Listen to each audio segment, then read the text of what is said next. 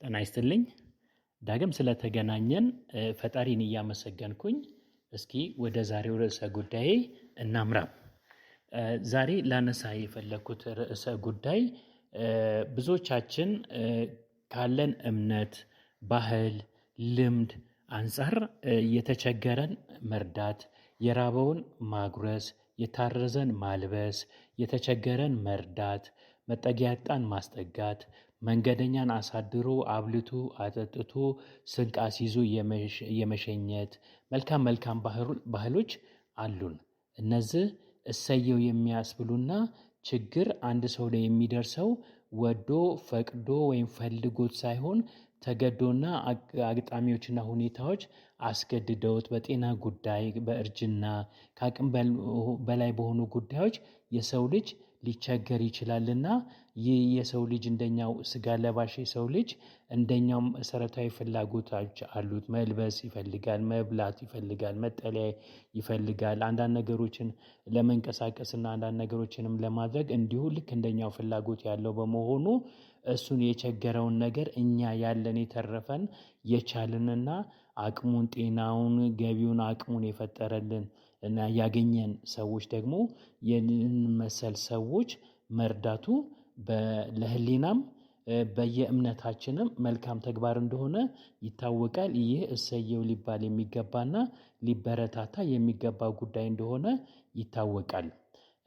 ነገር ግን የሰው ልጅ ሌላውን የተቸገረውን የመርዳት ባህሪ እንዳለው ርህራሄ እንዳለው ደግነት እንዳለው የሚረዳ መሆኑን በማሰብ ይህንን መልካም እሳቤ እና ይህ እርዳታ ለተቸገሩ ሰዎች መድረስ ሲገባው ነገር ግን አንዳንድ ሰነፎች አንዳንድ ተንኮለኞች አንዳንድ ክፉዎች አንዳንድ አላግባብ መበልጸግ የሚፈልጉና ሳይሰሩ መብላት የሚፈልጉ ሰዎች ማታለልን የሚመስል ነገር ወይም ደግሞ ማታለል የሆነ ነገር ግን የተቸገሩ የተጎሳቆሉ አቅም ያጡ የታመሙ ወዘተ መስሎ በመታየት ከዚህ ከየዋሁ ችግረኞችን ለመርዳት ሌት ተቀን ከሚተጋው ካለችው ላይ አካፍሎ ከሚሰጠው ምስኪን የዋህ ቅን ሰው ላይ የተለያዩ ገንዘቦችንና የተለያዩ ነገሮችን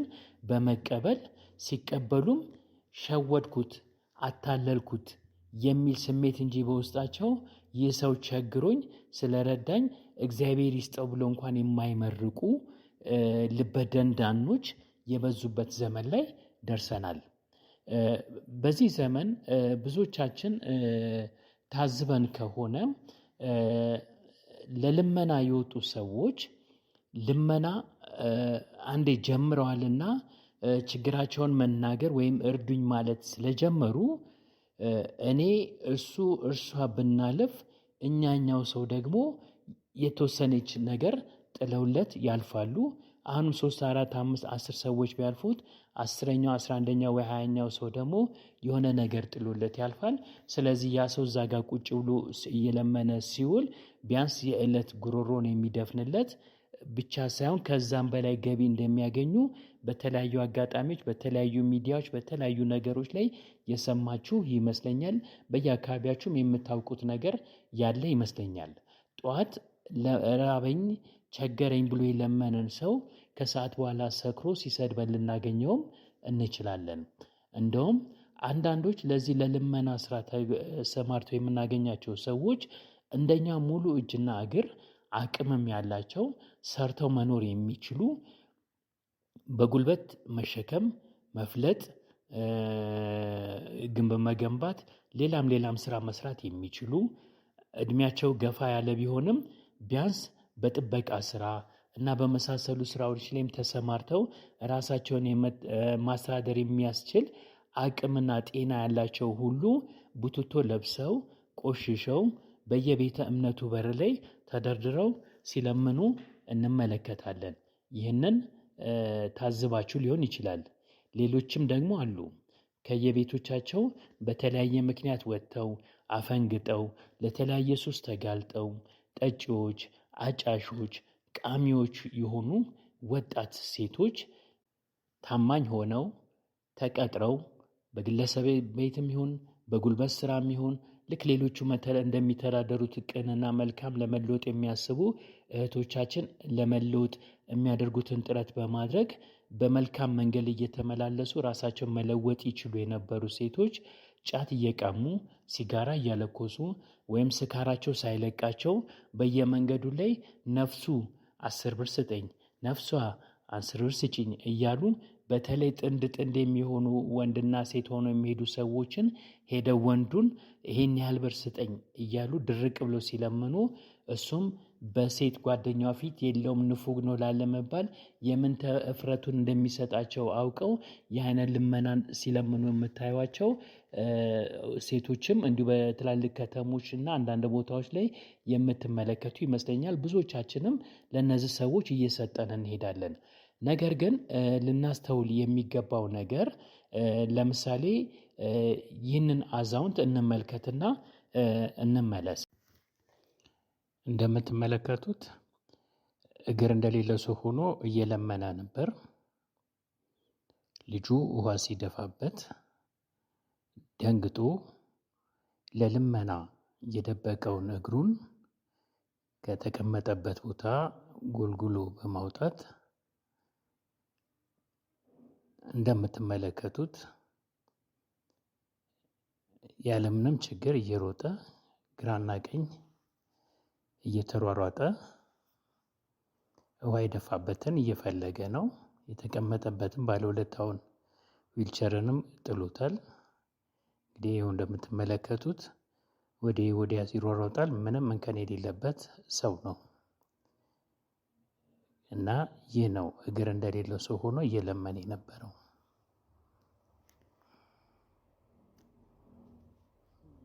በጣም የሚገርም ነው። የዋዎች እግር የለውም ብለው ይሰጡታል። እሱም ይህን ህይወት አድርጎ እየኖረ ነው። ስራ እርሚ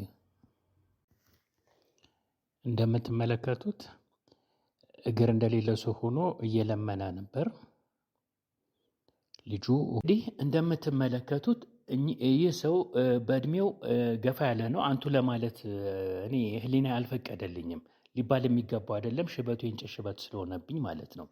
ስለዚህ ይህ ሰው አንድ እግሩ የተቆረጠ አስመስሎ ዊልቸር ላይ ቁጭ ብሎ ፊት ለፊቱ ላይ ወረቀት ይዞ በውጭ ሀገር እንደሚደረገው ልመና እርዱኝ እያለ መንገድ ላይ እየለመነ ያለ ሰው ነው። እንደ አጋጣሚ ይህ ኮሜዲያን ለማሳቅ ብሎ ያደረገው ነገር ሁኔታውን ሲገልጸው እንመለከታለን። ውሃ ደፍቶበት ልጁ ሲደበቀው እሱ ግን እዛ ከጀርባው ተቀምጦበት የነበረውና ዊልቸር ውስጥ ወደኋላ አጥፎ ወሽቆት የነበረውን እግሩን ጎትቶ ታግሎ አውጥቶ ውሃ የረጨበትን ሰው እየተሯሯጠ ሲፈልግና ያ ተቀምጦበት የነበረውን ዊልቸር ረግጦት ሲሄድ ተመለከትን። ምንም እንከን የሌለው ጤነኛ ሰው ነው። ወዲህ ወዲያ ሲሄድ ተመለከታችሁት። ምን እንከን አለው? ይህ ሰው ቢያንስ ህሊና ቢኖረው ጥበቃ ሰርቶ መኖር አይችልም? በሚገባ ይችላል። በሱ ዕድሜ ያሉ ሰዎች ብዙ ነገሮችን ሰርተው ራሳቸውን ያስተዳድራሉ። እግዚአብሔር ከእጅና ከእግር ሌላ ከዚህ ሌላ ከጤና ሌላ ምን ሊሰጠን ይችላል? እያንዳንዳችንስ ኖሮን ተርፎ ሌሎችን እየረዳን ያለ ነው። እንደሱ እንደዚህ ሙሉ እግርና እጅ ኖሮን ሳይሆን አንዳንዶቻችንም የሆነ በተፈጥሮ የሆነ በአደጋ የሆነ ጉዳት የደረሰብን ነገር ግን ባለን በቀሪ አካላችን እና መስራት የምንችለውን ነገር ሰርተን ከምናገኘው ላይ ቀንሰን የምንሰጥ ሰዎች ነን። ይህ ሰው እንደዛ ሰርቶ ሌሎችን መርዳት አይገባውም ነበረም? መርዳት ይገባው ነበር። ነገር ግን ብዙዎቻችን ለልመና ቁጭ ያሉትን ሰዎች ሳናሰላስል ሳንመዝን ዝም ብለን የምንሰጥ ገንዘብ ስለተጠየቀን ብቻ የምንሰጥ ብዙዎች የዋሆችና ቅኖች አለን። የኛ የዋህነትና ቅንነት ነው የዚህን አይነት ተንኮለኞች ሰዎችን ፈጥሮ በሌሎችም ላይ እንድንጨክን ያደረገን። ስለዚህ እኔ የግድ የኔን ተከተሉኝ ባልን እኔ ግን ይህን ሁኔታ አይቼ የደረስኩበትን ድምዳሜ ልንገራችሁና ከዛ ትክክል ነኝ ትክክል አይደለሁም እስቲ እናንተስ ብትከተሉት ያዋጣል አያዋጣም እስኪ አንድ ነገር ላካፍላችሁ። እኔ አሁን እያሰብኩ ያለሁት ጠዋት ሰጥቼው ከሰዓት የሚሰድበኝ ብዙ ጊዜ ገጥሞኛል። ትንሽ ገንዘብ ስሰጠው ወርውሮልኝ የሄደ የኔ ቢጤ ወይም ለማኝ ገጥሞኛል። እንዲሁም ብዙዎቹ በእለት ከፍተኛ ገንዘብ እንደሚያገኙም የታዘብኩበት አጋጣሚ አለ። አንድ ንግድ ቤት ውስጥ በአጋጣሚ ቁጭ ብዬ በአንድ ቀን ውስጥ 400 ብር በላይ የሆነ ሳንቲሞችን አምጥቶ ወደ ብር የለወጠ የኔ ቢጤ አይቻለሁኝ።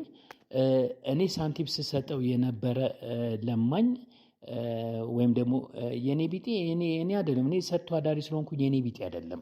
የኔ ቢጤ ቢሆን ኖሮ እንደኔ ሰርቶ ማደር ይችል ነበር። እና ይህ ለማኝ ይቅርታ ቃሉን ስለተጠቀምኩኝ ስለዚህ እንትን ካላሉት በስተቀር አብሮ ይፈተፍታል የሚባል ነገር አለ። ስለዚህ እነዚህንም እኔ የኔ ቢጤ ብዬ አልጠራም። ከየኔ ቢጤ አይደሉም የኔ ቢጤ ለመሆን እኔ መምሰል አለባቸው። እኔ ጥሬ ግሬ በላቤ በወዜ የምበላ ሰው ነኝ። ስለዚህ እግዚአብሔርን የማማርር ሰውም አይደለሁኝም። እነሱም የኔ ቢጤ አይደሉም ስላልሆኑ የኔ ቢጤ ብዬ ልጠራቸው አልችልም። ስለዚህ እኔ ለልመና የወጣም የትኛውም ሰው ቢሆን ይብዛም ይነስም ቢያንስ ለዕለት ችግሩ የሚሆን አሊያም ደግሞ ትርፍ ገንዘብ ይዞ እንደሚገባ ሙሉ በሙሉ እርግጠኛ ነኝ። ይህንን አጣሩ እስኪ ልብ ብላችሁ ተመልከቱት። ስለዚህ ለልመና የወጣን ሰው እኔ ገንዘብ አልሰጥም። ብዙዎች እየሰጡ ስለሆነ እነሱ እየረዱት ስለሆነ ከሚፈልገውን በላይ ያገኘ እንዲሁም ብዙዎች ስራቸውን መተዳደሪያ አድርገውት እኛ በቀን የማናገኘውን ገቢ በቀን የሚያገኙበት እንደኛ ግብር ታክስ የማይከፍሉበት እንደኛ ውጣ ውረድ የሌለበት አለቃ የሌለበት በፈለጉበት ሰዓት የሚሰሩት ሲፈልጉ የሚያርፉበት እና ያለ ሐሳብ የሚሰበሰብ ገቢ በመሆኑ ቋሚ ስራ አድርገውት ከቦታ ቦታ እየቀየሩ ከቦታ ቦታም ሲቀያየሩ ምክንያቶቻቸውንም እንዲለዋወጡና አለባበሳቸውና ማንነታቸውን እየቀያየሩ የሚለምኑ ብዙ የኔ ቢጤዎችን በከተማችን በዛ አዲስ አበባ አውቃለሁኝ። የተለያየ አካባቢ ሲሄድ አንዱን ሰው የተለያየ ቦታ ላይ የተለያየ ምክንያት እየለመነም በምክንያት እያቀረበ እየለመነም አይቼ አውቃለሁኝ። ስለዚህ እነዚህ ነገሮች ስላሉ እኔ ለልመና ያወጣ ሰው ለዕለት የሚያስፈልገውን ገንዘብ ስለሚያገኝ ለኔ ቢጤ መስጠት አቁሜያለሁ። ነገር ግን በእምነቴ የተቸገረን መርዳት የኔ ኃላፊነት እንደሆነ እኔ በዕለት የማገኘው ገቢ በዕለት ከሚያስፈልገኝ አንድ እንጀራ በላይ በመሆኑ ይህ ትርፍ ገንዘብ የተሰጠኝ ወይም የትርፍ አቅም የተሰጠኝ እንደኔ ሰርቶ በልቶ ጥሮ ግሮ ማደር ላቃተው ለሌላው እንድተርፍ ለድሆች እንድረዳ ምክንያቱም እነዚህ ድሆች አምላክ የሰጠኝ አደራዎቼ መሆናቸውን በመረዳት እኔ የማደርገው ምንድነው? አዛውንቶች ሆነው የመስራት አቅም ያጡ ወይንም ደግሞ ጉዳት ደርሶባቸው ነገር ግን ለመለመን ያልተዘጋጁ ባላቸው አቅም የተጎዱም ሆነው ወይም ያረጁ ሆነው የሆነች ትንሽ ነገር የማይረባ ልቃሚ ሽንኩርት ወይም ልቃሚ ከሰል ወይም ደግሞ የሆነ ጭሳጭስ ነገር ወይም የሆነች የፕላስቲክ እቃዎች የሆኑ ነገሮችን ሸቀጦችን ይዘው ያችን ሼጬ አትርፌ ዳቦ በላለሁኝ ብለው አስበው የሚውተረተሩ አዛውንት አባቶችና እናቶችን የሚሸጡትን ዕቃ ስንት ነው ብዬ የነገሩኝ ዋጋ ያለውን የምችል ከሆነ እጃቸው ላይ ያለውን ዋጋ አጠቃላይ ስንት እንደሆነ አስቤላቸው ዋጋውን ጠይቄያቸው ከእጅ ላይ ያለው ትርፍ ገንዘብ አብሬ ጨምሬ ይሄን ሁሉ ዕቃ ገዝቻቸዋለሁ። ይሄው ብሩ በርቱ፣ ጠንክሩ፣ መልካም ስራ እየሰሩ ነው። ነገር ግን እችን ዕቃ ደግሞ ሽጡና የበለጠ ገቢ አግኙባት። እኔ ዕቃውን ፈልጌ ሳይሆን እንድንተጋገዝ ጥረት እያደረጉ ስለሆነ ለማበረታታት ነው የገዛሁት እንጂ ዕቃውን አስፈልጎኝ አይደለም በሚል ሞራላቸውን ሰጥቼ አበረታትቼ ምርቃታቸውን ተቀብዬ ወደ ቤት እሄዳለሁ። ነፍሴ ሀሴት ታደርጋለች፣ ውስጤ ይረካል። በዛ ገንዘብ ለግል ጉዳዬ ምንም ነገር ባደርግ ያን ያህል የሚሰጠኝ እርካታ አይኖርም። ይህንን በማድረጌም ደግሞ አምላኬ የሰራሁትን ስራ ይወደዋል።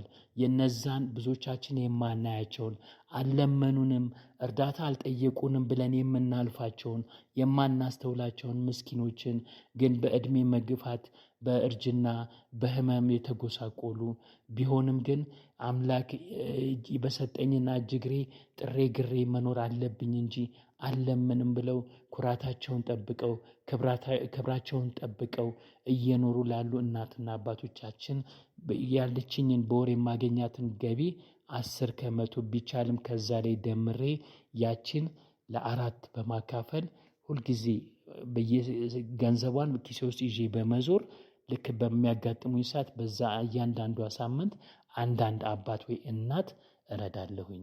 ይህን አደርጋለሁ። ይህን በማድረጌ እግዚአብሔር ስራዬን ይወደዋል ብዬ አስባለሁ። በሃይማኖቴ መሪዎች ባይነገረኝም የሃይማኖት መሪዎችም ገንዘቡን ለእኛ አምጣ ብለው ቢጠይቁኝም እኔ የምከፍለው አስራት ግን ለእነዚህ ምስኪኖች ነው። ይህን በማድረጌ አምላክ ይጣላኛል ብዬም አላስብም። ስለዚህ ይህን እያደረኩ ነውና እርዳታ ስንረዳ የተቸገረን ስናግዝ እያስተዋልን ቢሆን እንደነዚህ አይነት አጭበርባሪዎችን የማንፈጥርበትን ስርዓት ብናዘጋጅና ሁላችንም ብንተባበር ጥሩ ይመስለኛል። ሁላችንም ይህን የምናደርግና ለአጭበርባሪዎች የማይመች ስርዓት እንዳለን ከታወቀ እነዚህ የመሰሉ አጭበርባሪዎች የማይፈጠሩበት ሁኔታ ይፈጠራል። ወደ ስራ የሚሄዱበት ሁኔታ ይፈጠራል። ስለዚህ ይህንን ብናደርግ መልካም ይመስለኛል። በእምነታችንም በመንፈሳችንም ለህሊናችንም መልካሙ ነገር ይህ ይመስለኛል። የተቸገረን መርዳት አለብን። የኛ አደራዎች ናቸው። አምላክ የሰጡን አደራዎች ነው። እነሱ በዚች ምድር ላይ ባይኖሩ ኖሮ እኛ የምንረዳው ሰው ወይም ከኛ እርዳታ የሚጠብቅ ሰውና እኛም እርዳታ በመስጠት ሐሴትንና ጽድቅን የምናገኝበት መንገድ አይኖርም ነበር። ስለዚህ የእነዚህ ሰዎች መኖር ለእኛም ነፍስ ጥቅም ነው። ሌላው ልናስተውለው የሚገባው ነገር እነዚህ ሰዎች የተቸገሩት የተጎሳቆሉት ያጡት ወይ ለዛሬ ለደረሱበት ሁኔታ የደረሱት ኃጢአተኛ ሆነው ክፉ ሆነው ለአምላክ የማይመቹ ሆነው ሳይሆን ሁኔታዎችና አጋጣሚዎች የፈጠሯቸው ወይ ደግሞ ለዛ ሁኔታ በመጋለጣቸው ምክንያት አጋጣሚ ለዚህ ሁኔታ የዳረጋቸው ሰዎች ናቸው እንጂ በነገሮች የተመቻቹላቸው በእነሱ እድሜና ከእነሱም በላይ ያሉ ሰዎች በአማረና በተቀማጠለ ሁኔታ የሚኖሩ ሰዎች እንዳሉም ልናስተውል ይገባል። ስለዚህ እኛ ያገኘነው እድል እኛ ያገኘነው ነገርና እኛ ያገኘነውን መታደል አስበን አስተውለን ከነሱ የተሻለ መሆኑን አውቀን ይህንን መልካም ነገር አድርገን የምናደርገውን መልካምነት ግን ለሌቦች ለአጭበርባሪዎች በሚመች መልኩ እስከ ዛሬ በመጣንበት መንገዱ ሳይሆን መንገዳችንን እንቀይር። ሊረዱ የሚገቡትን ሰዎች እንርዳ። ለሌሎቹ ግን ሌሎች የዋሆችና ወደ ልቦናቸው ያልተመለሱ ወይም ያላስተዋሉ ብዙ ሰዎች አሉና ለጊዜው እነዛን ሰዎች እየረዱ ይሄዱ። ወደፊት ግን እያንዳንዳችን ግዴታችን አድርገን እነዚህ ሰዎች በሃይማኖት መሪ ወይም መንግስት አዞን ወይም ደግሞ የሆነ ነገር አስገድዶን ሳይሆን እያንዳንዳችን ነገሮች ቢያበላሹብን አጋጣሚዎች ሁኔታዎችን ቢያሰናክሉብን በአደጋ ሊሆን ይችላል። በተለያዩ ነገሮች አካላችን ብናጣ ብንታመም ረዳት ብናጣ የወለድናቸው ልጆች ብናጣ መጠለያችን ቢፈርስ የሆነ ነገር ቢሆን እንጠጋበት የምንወድቅበት ነገር ላይኖር ይችላል ብለን አስበና ሌሎች ላይ የደረሰውም ችግር እኛ ላይ ሊደርስ የሚችል ነገር ነው። ስለዚህ ቅድሚያ እንጠንቀቅ በሚል እሳቤ እንደ ሀገር እያንዳንዳችን ከምናገኛት ገቢ ላይ በጉብዝናችን ወራት 1 ብርም ትሁን 10 ብር እየጣለን የምንሰበስባት ገንዘብ ብትኖርና ዛሬ የምንሰበስባት ገንዘብ ዛሬ እየተቸገሩ ላሉ እነዛው ለልመና የወጡ ማየት የተሳናቸው ሊሆኑ ይችላሉ። አካላቸው የጎደለ ሊሆን ይችላል። በጤና የታወኩ በተለያየ ነገር ሆነው ግን በራሳቸው ሰርተው ጥረው ግረው መኖር ያቃታቸው ፍጹም ሊረዱ የሚገቡ ሰዎችን እየተሰበሰቡ ከየቦታ ወይም ራሳቸው እየሄዱ የሚገቡባቸው ሰፈሮች ወይም መኖሪያ መንደሮች ቢዘጋጁና በፈቃደኝነት የምንሰበስበው ገንዘብ ወደዛ ድርጅት እየሄደ ያ ድርጅት ደግሞ በቋሚነት ሕክምና የሚያስፈልጋቸውን እያከመ መረዳት ያለባቸውን ነገር በሙያተኞች በሚገባቸው ልክ እየረዳቸው እነዛም ሰዎች ያለ ችግር በተስተካከለ ሁኔታ የሚኖሩበት መንገድ እንዲፈጠርና በየመንገዱ ልመና ነውር የሚሆንበትን ስርዓት ብንፈጥር ብዬ አስባለሁኝ። ይህ መልካም ሀሳብ አይደለምን? ይህ ሀሳብ ለሌሎች ቢደርስ ሌሎችም ይሄን መረጃ አግኝተው ወደ ህሊናቸው ቢመለሱ መልካም አይደለምን?